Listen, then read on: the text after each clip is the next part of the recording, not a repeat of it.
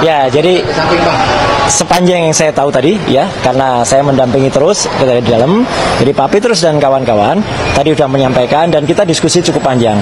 Tapi diskusinya bagus kalau menurut saya. Jadi saran dari Barreskrim adalah karena ini masih dalam ranah pemilu, ya.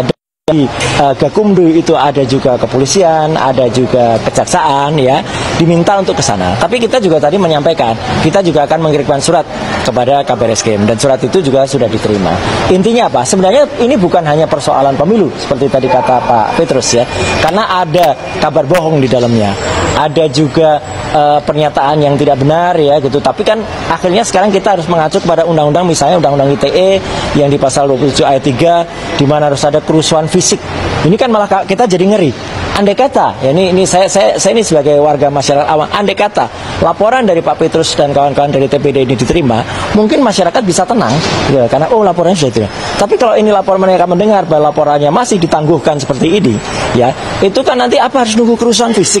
Kita kan, saya sendiri kan tidak berharap terjadinya apa yang seperti tahun 98 itu terjadi lagi gitu loh. Dan memang undang-undang sayangnya mengatakan demikian, harus ada kerusuhan fisik gitu. Apa kita harus menunggu itu? Dan yang kedua adalah ada juga bukan hanya soal, tapi misalnya soal pelanggaran undang-undang perlindungan data pribadi, soal server yang ada di luar negeri dan kemudian ada di dalam negeri, kemudian juga ada hal yang kita laporkan tentang Sirekap dan tentang orang-orang KPU sendiri.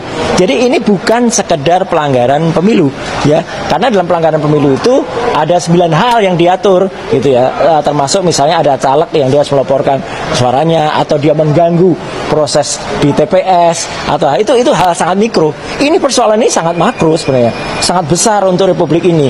Jadi menurut saya ya, saya sekali lagi saya tidak berpretensi apa ya, tapi saya siap mendukung kalau misalnya nanti kami dipanggil lagi, misalnya surat dari ke Kabar Eskrim ini diproses atau kemudian di Gakumdu laporan dari Pak Petrus ini dijalankan ya, saya siap untuk terus mendukung dan membantu supaya apa? Supaya agar tidak terjadi kerusuhan di masyarakat. Itu aja ya. Jadi kita bongkar semuanya supaya yang salah juga akhirnya menjadi salah, bukan yang salah berlindung di balik undang-undang atau di balik kekuasaan. Saya kira tambahan saya itu. Kemarin tidak ada bukti, kekurangan bukti, sekarang apa lagi? Bukti apa sudah dibawa, Bang?